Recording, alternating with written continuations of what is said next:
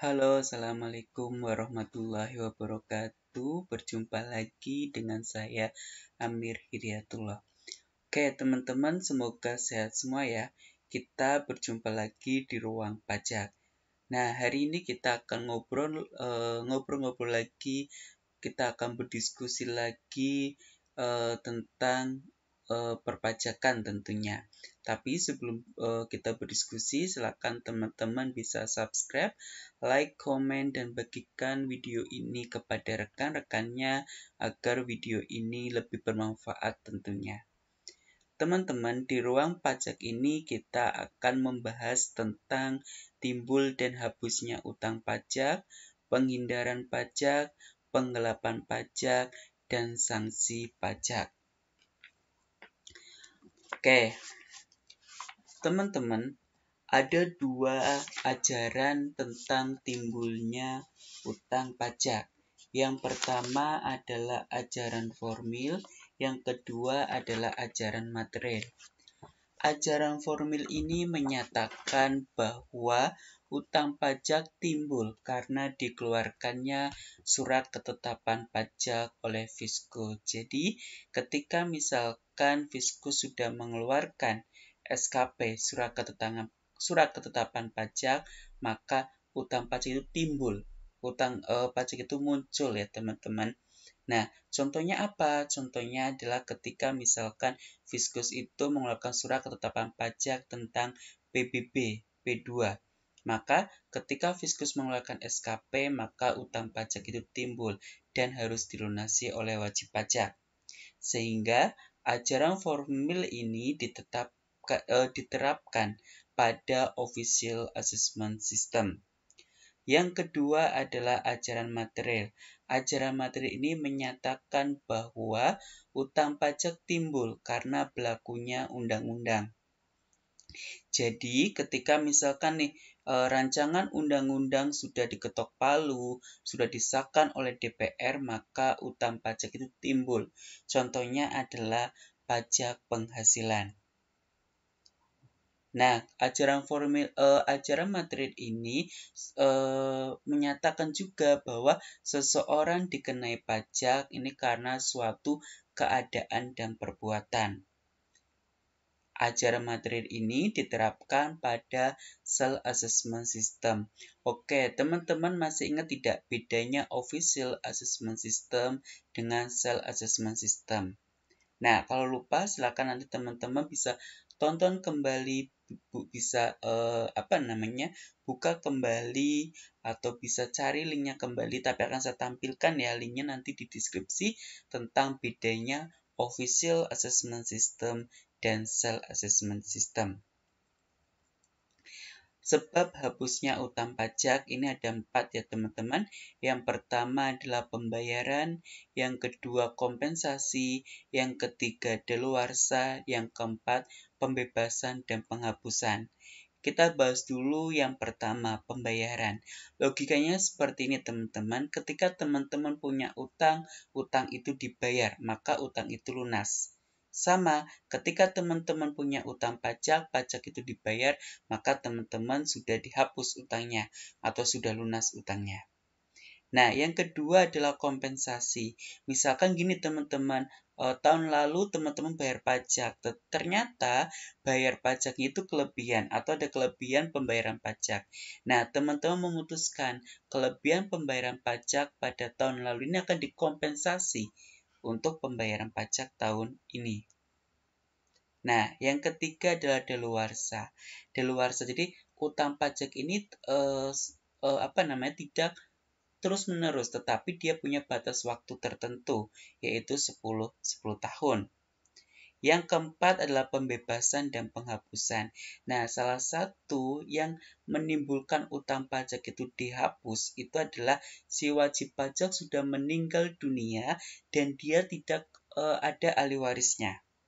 Maka utang pajak dihapus. Atau si wajib pajak itu sudah meninggalkan Indonesia untuk selama-lamanya, maka utang itu juga dihapus. Dalam pemungutan pajak, pemerintah ini menemui ya teman-teman, menemui dua hambatan. Yang pertama adalah perlawanan pasif, yang kedua adalah perlawanan aktif. Perlawanan pasif ini disebabkan oleh apa? Nah, yang pertama adalah perkembangan intelektual dan moral masyarakat. Jadi, ketika moral masyarakatnya itu kurang baik, maka dia memiliki sikap untuk atau perilaku kecenderungan ya untuk berperilaku menghindari pajak. Beberapa penelitian sudah mengungkapkan seperti itu. Jadi, ketika moral masyarakatnya itu jelek, maka dia akan memiliki kecenderungan lah untuk melakukan penggelapan atau penghindaran pajak. Yang kedua adalah sistem perpajakan yang mungkin sulit dipahami masyarakat. Jadi ketika sistem perpajakannya itu rumit, sulit dimengerti, sulit dilaksanakan, maka si wajib pajak ini memiliki kecenderungan juga untuk melakukan perlawanan, baik untuk menggelapkan pajak atau dia enggan untuk membayar pajak. Nah, yang ketiga adalah sistem kontrol tidak dapat dilakukan atau dilaksanakan dengan baik. Jadi misalkan gini, ketika teman-teman membayar pajak, ternyata uang pajaknya dikorupsi, maka teman-teman juga akan menimbulkan perlawanan. Oh, saya malas nih bayar pajak. Saya enggan membayar pajak. Nah, itu 3 penyebab perlawanan pasif. Perlawanan aktif itu adalah perlawanan aktif meliputi semua usaha dan perbuatan yang secara langsung ditujukan kepada fiskus dengan tujuan untuk menghindari pajak. Nah, perlawanan aktifnya ada 2. Yang pertama adalah penghindaran pajak atau tax avoidance, sedangkan yang kedua adalah tax evasion atau penggelapan pajak. Nah, kalau penghindaran pajak ini usaha meringankan pajak dengan tidak melanggar undang-undang. Oke? Nanti kita akan pelajari di pajak penghasilan. Misalkan saja lah ya, ada beberapa mungkin pengeluaran yang itu memang diperbolehkan oleh pemerintah. Nah, kita ini mengambil celah itu untuk menurunkan laba kita atau mungkin meringankan beban pajak kita. Nah, kalau yang penggelapan pajak itu adalah usaha meringankan beban pajak dengan cara melanggar undang-undang jelas. Kalau penggelapan dia melanggar undang-undang, tapi kalau penghindaran dia tidak melanggar undang-undang. Ada 2 sanksi pajak. Yang pertama adalah sanksi administrasi. Sanksi administrasi ini berhubungan atau terkait dengan surat ketetapan pajak dan surat tagihan pajak berdasarkan Undang-Undang Nomor 28 Tahun 2007. Nanti kita akan bahas lebih dalam ini di kelas online ya teman-teman. Nah, terus yang kedua itulah sanksi pidana. Sanksi pidana ini terkait dengan pelanggaran terhadap peraturan perundang-undangan perpajakan, khususnya dalam ketentuan umum dan tata cara perpajakan. Nah, itu teman-teman diharapkan pada video ini teman-teman sudah paham mengenai tadi ya, timbul dan hapusnya utang pajak, terus ada hambatan yang dialami pemerintah saat memungut pajak. Teman-teman sudah bisa membedakan antara penghindaran pajak dan penggelapan pajak.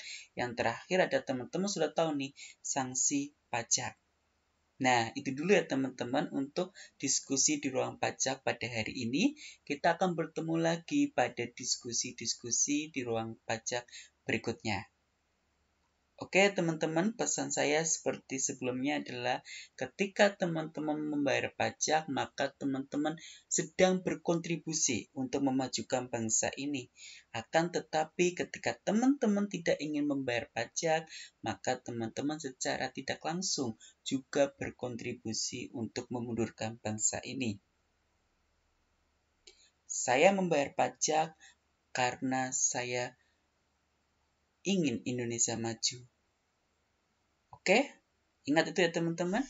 Sekian, wassalamualaikum warahmatullahi wabarakatuh.